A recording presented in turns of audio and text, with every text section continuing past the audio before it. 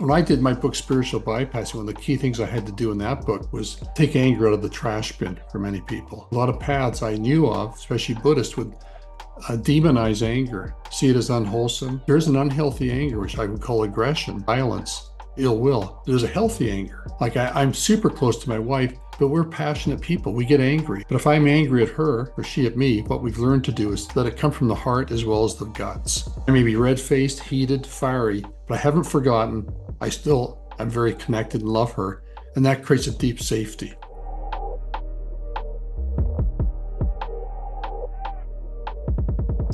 So Robert, let me just kind of a few things I've got on my notes that I want to chat with you about. One is, as I said, I keep bumping into people who say they count you as a mentor, as an influence in their lives. Who would you say were your early mentors or guides that moved you forward in the direction that you've been moving for the last several years? One of the key mentors was Robert Hall at Lomi School. It was a bodywork school that ceased to exist many, many years ago. It was in California. Stephen Levine.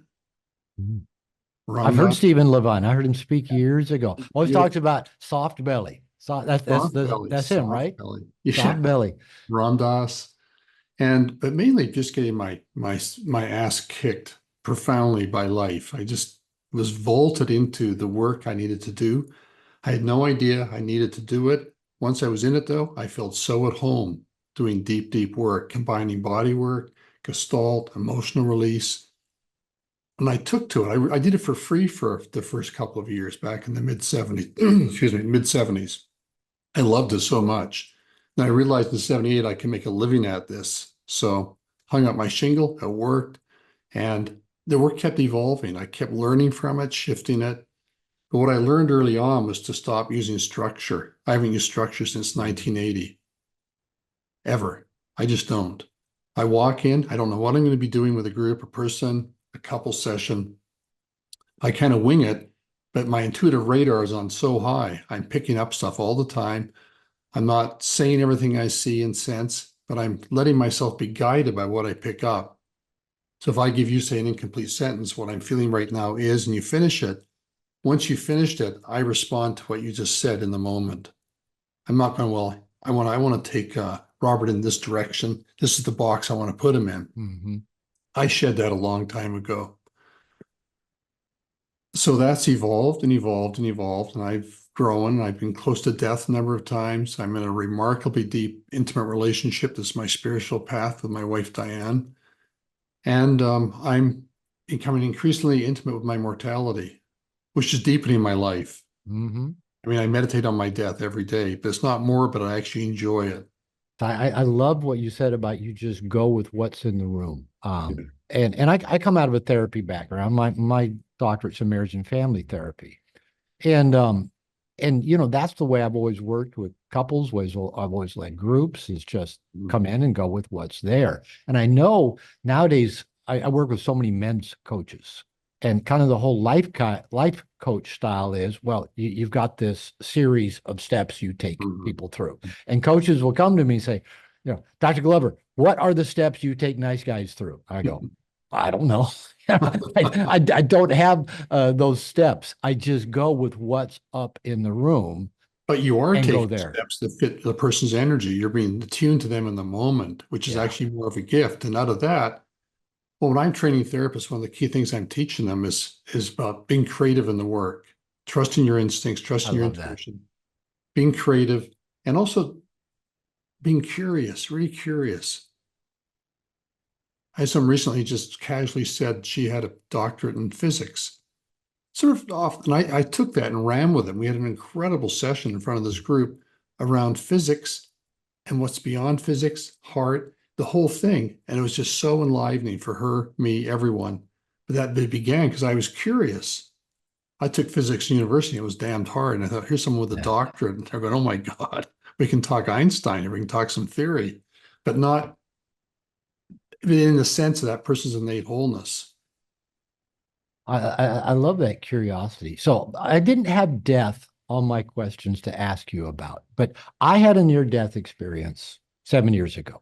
Most people have heard the story. I had a tumor blocking my small intestine, but nobody could figure out what was wrong with me. Went to doctors here in Mexico, States.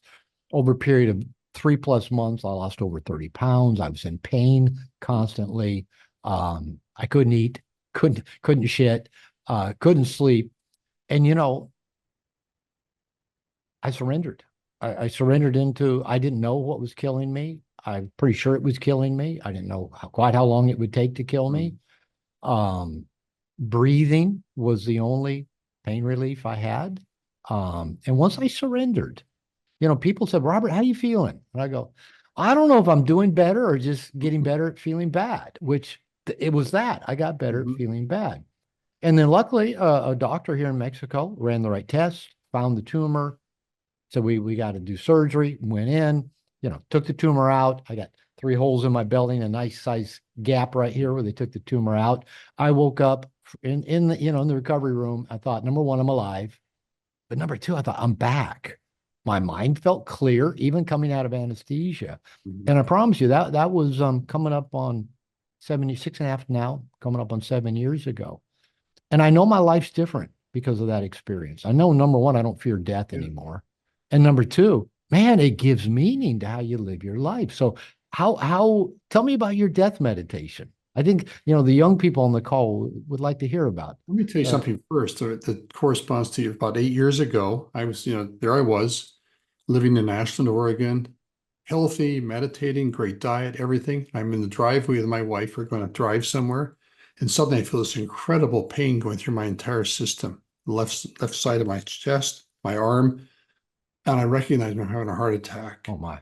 But it's not a small one, it's a huge one. I'm starting to black out. She's shoving baby aspirin in my mouth. She calls the ambulance. If it hadn't come within the first 3 or 4 minutes, I wouldn't be here. I was so fortunate.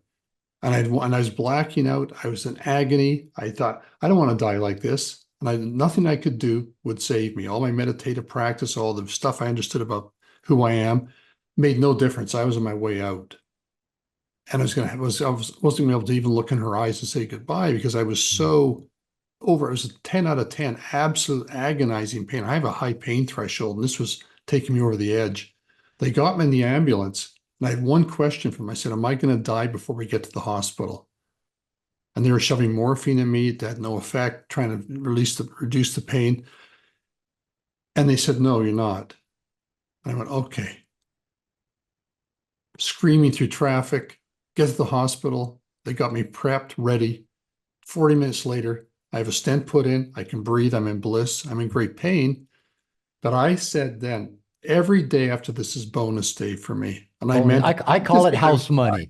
It's I wouldn't house just money. I was like, this is incredible. I got more time with my beloved. I can further my work. I got more books to write. And here's the chance. My heart wasn't damaged. I flew to Australia a month later, 2 months later, to do a huge bunch of groups. My heart was, it would have been bad if I had to wait a little longer for the operation. So my heart still is good. I get it tested frequently. But that was profoundly humbling because nothing I could do. And I also had a certain arrogance. Look, I got it so together in my life in all these different areas. How could I possibly get a heart attack? And man, I got slammed. How could that happen to me? And I thought I I know a don't lot get about working with tumors. pain. I know a lot about I working with pain. Wow, I never had pain like that in my life. So that was profound. I've had other death experiences, but that one shifted me. I was so grateful. I still yeah. am. Like I'm still here. I can be on this call. I've got my senses. I'm probably not going to retire for a long time. I love working with people more than ever before. And it made me kinder and softer. I've never been a nice guy. I was kind of a hard nose. Like I ran encounter groups, the whole thing. But it softened me Mm. deeply and made me I feel more kindly oriented towards people I work with, even though I can step in, take charge, make some difficult decisions. I never lose touch with my caring for that person. Yeah.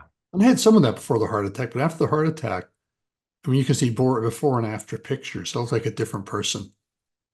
I love it. And again, I'm loving talking to you. We're gonna have to go hang out sometime because I'm six. You asked me how old I was before the call started. Yeah, I'm 68, Yeah. and I've been saying lately, I mean, these guys probably get tired of me hearing me say, I'm not retiring. I'm in it for another 20 years. I plan on being as fully involved as I am today for 20 more years. I'll do my best to take care of myself. Whatever happens, happens, right? I'm with you in that. You know what? Yeah, All I've added, I take naps, a lot more naps now. I If I take do naps. a group, I do 3 hours all out with a group. They take their break. I go in my bedroom. I fall asleep for an hour and a half. I Come love back it. refreshed. If I don't do that, I can still function, but I'm not as sharp. I'm more burned out. And I start to think maybe I shouldn't be doing this. Maybe I should just retire, just write books, meditate, go to my death quietly. No, Yeah. Yeah, it's not going to happen. Yeah, no. luckily I live in a part of the world where the siesta is an honored Yes. honored passing. All right, let me ask you a question. I'm loving this already. My notes are going out the window. Like I said, we're just going to get in the room with each other and go with what. So, you talk about this death experience, kind of out of the blue. My death experience, I know it changed me as well. Do you believe in fate? Do you believe that we're on a path that this, you know, that that everything is a gift, everything is a blessing? Everything's a gift, but I Ev- don't know if it's fate. I mean, it's about taking it. Like part of my work is allowing all things to awaken me, no Mhm. matter what. Even the things I hate, the things that are unfair. So my work is to be, and my path is to be intimate with all that I am and all that is, including the darkest, ugliest places, my shadow, the most exalted states. It's all there to become intimate with God, everything. And that is something isn't something I arrive at one day. Now I've made it. I can just Yeah, rest. It's ongoing. It's an endless adventure, which I think goes way beyond this life. And I'm all in. And so is my wife. We're all in for that adventure. And who knows where it takes us in all kinds of weird, strange places, yeah, but it's not tedious. It's juicy. It's vital.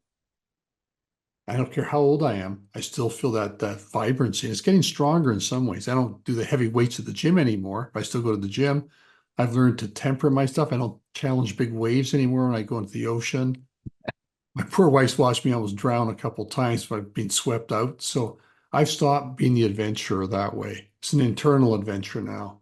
yeah. And working with people is always an adventure. Even if someone's very stuck and there's the tiniest crack in her armor or his armor, enjoy going in there, whereas I used to want to use dynamite to crack it. Now I use something that's more tender, more curious, and it still may involve fire, a lot of anger coming out, rage, grief, but it's in the context of something that's much more tender. And that's what my favorite decade is my 70s. Well, I have something to look forward to You then. do. Yeah, I tell people I've liked every age I've been at. I've never been one of those people to go, oh, I want to go back to my 20s. I want to go back to my 30s. I've liked being where I'm at, How at old were you any when you age. transitioned out of being a nice guy? Oh, uh, I'll let you know when I get there, when I finish Still recovering from that, right? when I finish transitioning out of that nice guy. I started working on it, I'd say my mid 30s, and that's been 30 plus years ago. I still see the ways it comes up. Um, I still see when my shame gets triggered. I mean, I've been reading, To Be a Man, and I just love the way you talk about shame in there. And I've got a bunch of highlight. I printed out a bunch of, Oh. I read it on my Well, you Kindle. know, in my men's groups, I started doing a lot of men's groups after To Be a Man came out. I did them before. One of the key topics always, always was shame, including the shame of coming to a group, the shame of coming for therapy. And I'd explain this takes courage. It takes balls to show up here to do Yeah, this. yeah. And and shame has a healthy dimension, unhealthy. And I teach men when they've got shame that, for example, is healthy, to sit tall, not to crumble in it, but sit tall in it, sit in the fire of it, feel the heat, and make amends. Say you're sorry, but don't crumble, don't grovel. Also, don't be arrogant and invulnerable. Be vulnerable, be open, but sit tall. Keep your dignity as a man. And you can say, I'm sorry to the woman, to the man, your children, whoever it is, and make whatever amends you have to, which is different than the other type of shame, which is more epitomized by inner critic attacks. Right. Everyone I work with obviously has an inner critic. It's more like, how do we work with it? Let's name it. Let's work with it. Let's stop treating shame like a problem. Just like when I did my book, Spiritual Bypassing, one of the key things I had to do in that book was um, take anger out of the trash bin for many people. Like a lot of paths I knew of, especially Buddhist, would demonize anger, see it as unwholesome, not a good thing. And I was saying, you know what? There's an unhealthy anger, which I would call aggression, violence, ill will. There's a healthy anger. Like I'm super close to my wife, but we're passionate people. We get angry. But if I'm angry at her or she at me, what we've learned to do is let it come from the heart as well as the guts. So I may be red-faced, heated, fiery, but I haven't forgotten. I'm very connected and love her. And that creates a deep safety. And my job isn't to cross line into being aggressive or abusive, of course. Yeah. It's the right use of fire. And shame is a kind of fire too. It's kind of a damp fire. It's clammy almost. Sometimes it feels kind of cold, but it's a sweaty quality to it. You're bringing up a lot of stuff I had in my notes: the shame, the inner critic. Those I want to even keep picking away at these. I remember, and many of the guys who heard me tell many of my stories, but I first got introduced to shame real early. Actually, before I began my recovery from nice guy syndrome, I'd married my second wife. She was a self-help junkie. She loved going to therapy. She loved reading self-help books. I already had a PhD, and I'd never been to therapy, right? And I don't know if I'd even read any. I think I'd read the Road Less Traveled. That was maybe the only kind of self-growth How book did you I'd get a read. PhD without doing any therapy? I gotta, it just, I went to 2 sessions with my first wife, and nothing. It's just to meet the requirement. That's it. Yeah, yeah. Yeah, good. It's a good question. It should not have happened, right? It should not have happened. But so I remember my second wife was like reading, a John Bradshaw, Healing the Shame That Binds You. And I remember we'd be in bed and she'd be reading this in bed. She'd go, oh, this is you. This is you. And I go, what? And she'd read it to me. It was a description of shame. And I go, that actually doesn't sound like me. That sounds more like you. You hate yourself. You don't like anything about yourself. I go, that doesn't sound at all like me. And what was interesting is that I already had, like I said, a PhD. Never done any therapy, but already had a PhD in marriage and family therapy. And I'm relatively intelligent, but you know what? I couldn't even really grasp what shame was. I couldn't name it. I couldn't give it a definition. I couldn't, and I surely couldn't see how it applied to me. Now, later, a little while later, I started my work, landed in a 12-step group, and then in therapy, and then in a men's group. And I fell in love with men's groups too. When I was in private practice for many years, I was leading up to 5 groups a week. So I loved the men's group. But then when I wrote No More Mr. Nice Guy during that recovery period, I did go into shame. And I really think that a lot of nice guy syndrome is built on toxic shame, that I'm not okay. I'm not lovable. If I get found out, I'll get left. I'll get hurt. I'll get rejected. I also have come to see, I think a lot of nice guy syndrome is built on anxiety as well, trying to manage our manage people and situations so we don't feel anxious. Mhm. And a lot of people have told me that, after reading No More Mr. Nice Guy, they really understood shame better, which I take as a great compliment, considering I didn't fucking have a clue how to describe it several Mhm. years ago. Yeah. But in reading To Be a Man, you do a beautiful job, diving into. One of the quotes that I highlighted in yellow, it's something along the line that shame is like the most difficult emotion for people to address, especially for men. And you talk about, and you reference this, when people basically come into a group, you start with shame. Like, what is your shame about having to go get therapy, about Mhm. having to be in a group? Mhm. And so I love, and I'll encourage the guys listening, do go get to be a man, And to because not have the way you shame, deal with shame is yeah, great. but not to have shame about having shame. Yeah, you say don't try to get rid of it. We're gonna Yeah, we're gonna get lead intimate with it. it. Move toward it. Here's the counterintuitive step that's so useful. It's not just for shame, but for any difficult state. As part of my core work with people, lean into it at a pace that works for you. Here's some fear. Maybe it's anxiety. Maybe it's dread. Maybe it's even really heavy, high anxiety. Lean into it and you get more data that way. So if I go toward my fear, I get a closer look at it. I see the nooks and crannies, the colors, the shape, and I become more curious about it than wishing it wasn't there. And then I start to realize, and I have a shorthand statement I often say to people: fear is excitement and drag. Yeah. I've heard it's also fear's Excite, excitement without excite, the breath. yeah, I- excitation. And it's yeah. and I see if I'm anxious and I get close to it, I start to conceptualize it as a young, frightened boy, me when I was little. Hold him close, love him, and protect him fiercely. Have that those two things going, loving him and protecting him. Then I still feel the fear, his fear, but I also am relating to it. I'm not lost in it. I don't mind it being there. I've reached the point now where I don't mind if fear kicks in or whatever emotion kicks in. I'm curious. Where do I feel it? How does it relate to my past? What am I doing with it? And that takes a certain discipline. But once I see men and women get used to this, they can start to treat their emotions as things to get close to understand, explore. And then pain, even more so. Our reaction to pain, you should get away from it, take a tranquilizer, pharmaceuticals, a masturbate, porn. There's a whole list of things. But what if you just were with it? You sit with it.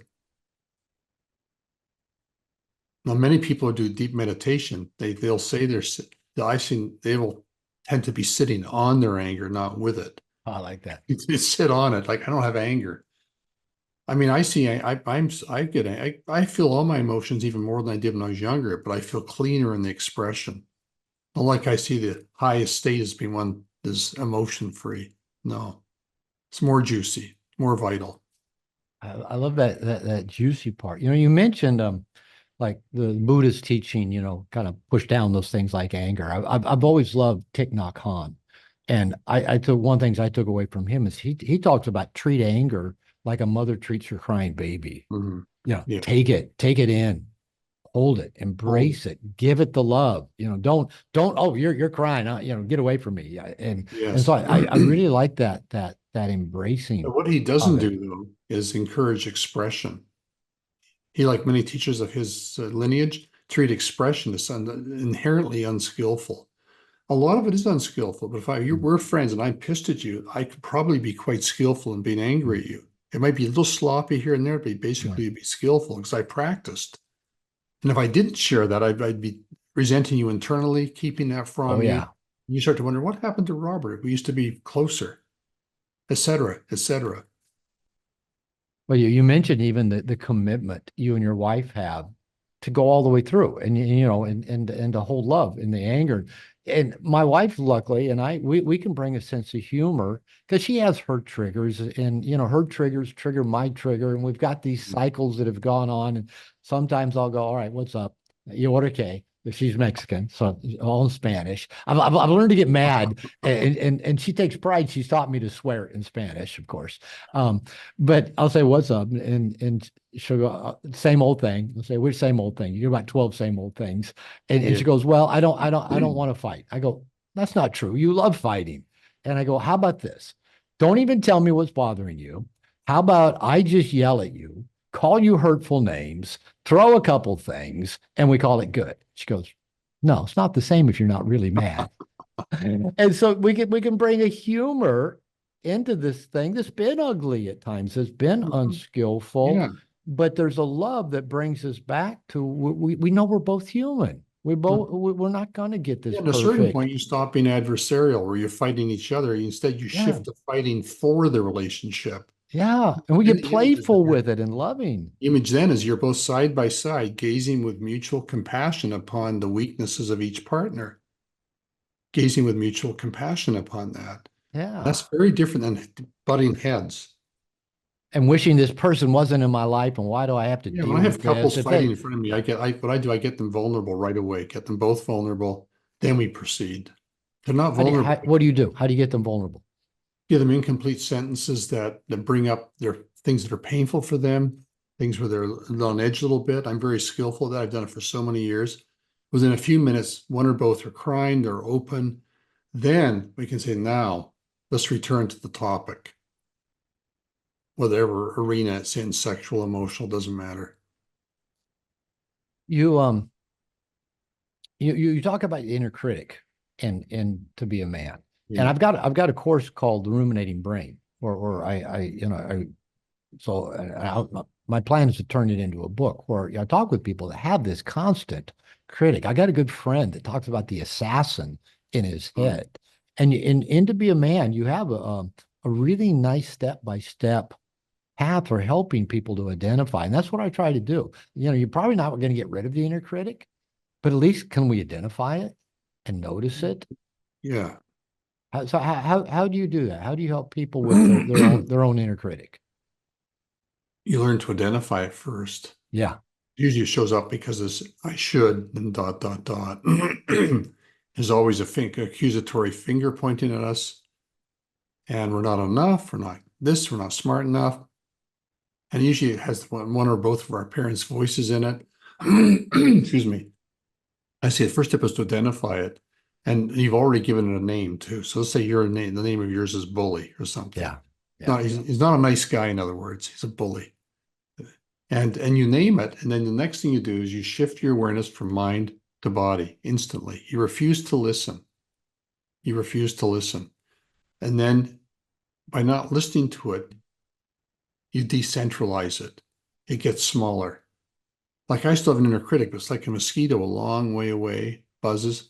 It's not allowed in the room when I'm working like this, doing sessions, my writing. I've learned to do that, but it still exists. So the artist is to relocate it to the outskirts of your psyche, away from the it likes to be in the foreground yeah, because we let it. We listen uncritically to our inner critic. I've had people who were suicidal, their inner critic was so strong. yeah. And sometimes they would just stand up and at the right time, just say, I am not you to the inner critic and say it with their whole being, not quietly, their whole being saying, I'm not you. And they get it. This is an implant. I wasn't born with it. It entered my life maybe age 3, 4, 5, somewhere in there, but I wasn't born with it. And it's about the relationship we have with it. It's not a friend, but it's also it's like an unwelcome guest. You can invite it in to have tea sometimes, but you're not gonna you don't want to listen because if you Yeah. listen, suddenly you're regress back to when you're a boy and you didn't have the tools to deal with being shamed. And what I found with so many people with this ruminating brain, this inner critic, is we've heard the voice and his message so long, whether it's going back and rehashing past fuck ups, Yeah. mistakes, going into the future, visualizing everything that's going to go wrong, or how we're going to fail, how we're going to look foolish, comparing or measuring ourselves. We've heard the voice for so long, it it sounds like truth. It sounds Yeah. like reality. It sounds like we have no way of knowing that that's just Mhm. a voice in our head because Yeah. we've heard it for so Once long. it's pointed out, I've seen many people have that proverbial light goes off. They go, oh my God, it's an aha. They realize they've been with this for so long. It's like an unpleasant companion they're stuck with, like a bad relationship they're Yeah. stuck with. They Horrible. wake up to it every morning, pack it around all day Oh, long, there it is go to again. sleep with There, oh it my again. God. Just can't Yeah. can't get rid of it. Can't divorce it, can't But shoot once it. you've got some removal from it, there's such freedom. There's more confidence. You step forward into life more embodied. You take more risks.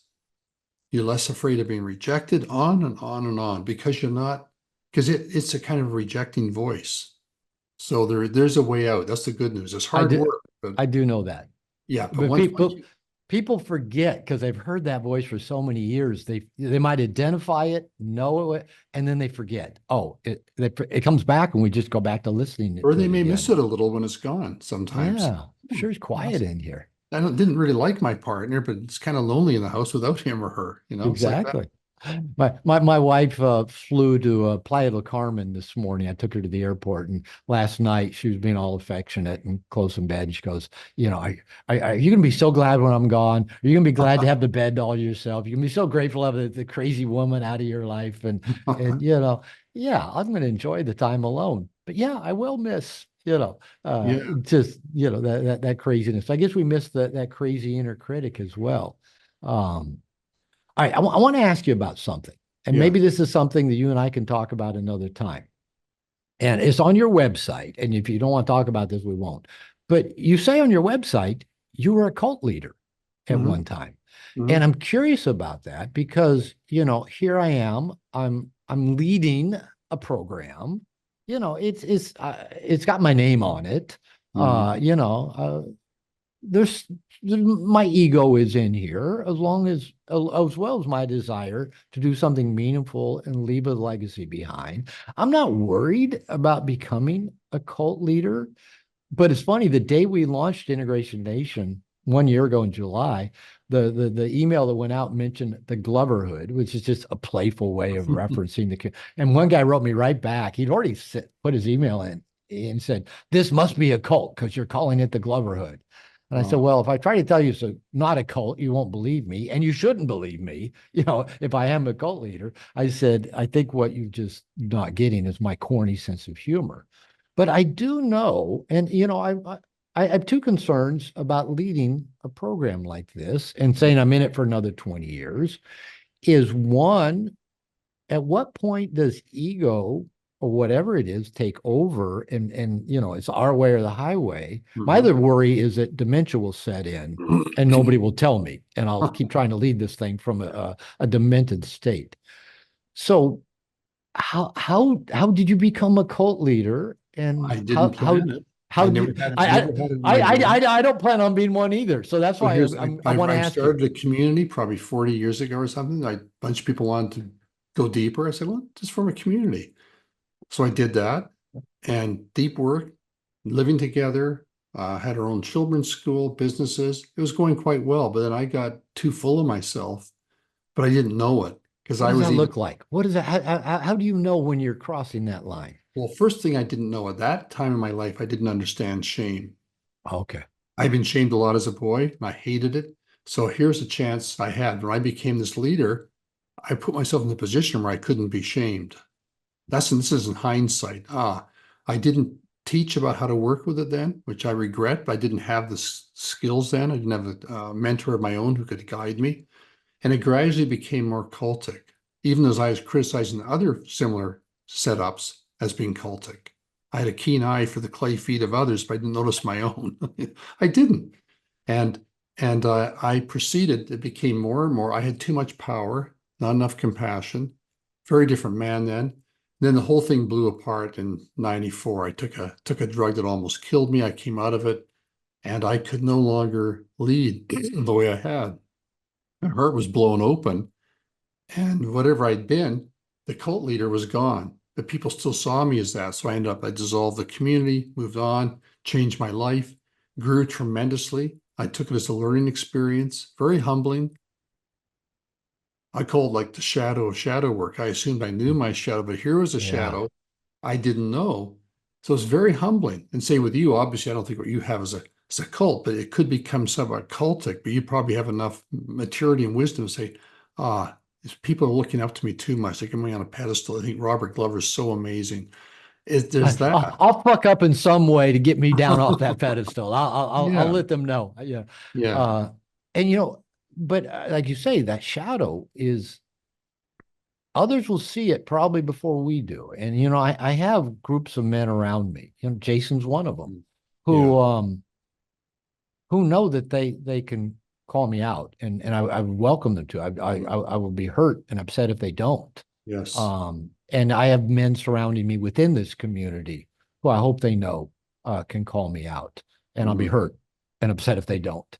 Yeah. Um, because I've said for a long time, I think most major things begin with ego, but they get completed with consciousness. That you can't finish something amazing purely with ego. A conscious state has Well, to my come ego in. back in that time, 40 years ago, put on spiritual robes and assumed it was not an ego. Oh my goodness. And I hadn't written the book Spiritual Bypassing yet. I didn't Uh, know about it. So I mean, it was there. I was very, very skilled in certain areas then, but I also was very blind in other areas. And it's funny now when I lead groups, every group I do, like a 3-day group for women or men trains, they all end up being like little communities. But my desire to have it go beyond that, to where I'm still at the center of it, is completely gone. I just bless them, let them yeah. go, leave it. If you want to come back, I'm available. If you don't, I understand. There's that. So my ambition, my spiritual ambition, took a real kick in the ass. and has not come back. I don't miss Yeah. it. And that's why I asked you earlier about fate. And, because it's after I almost died that I've really been playing with that idea around fate or even my fuck ups. Are Well, they even just our fate? fate, you can look at fate as like our conditioning. If we don't work on it, our conditioning will drive us to pick certain partners, go in certain Oh, directions. It yeah. may seem like fate, but it's simply our conditioning that's been unchallenged. I often see say people have picked the wrong or bad partners over and over again. I'll say, you didn't pick them. Your conditioning picked them. Yeah. Get to know your conditioning. So you meet a new partner, potential partner, look at it through the eyes of your conditioning and look at it through the eyes of your depths, who you really are. And you'll have two different views.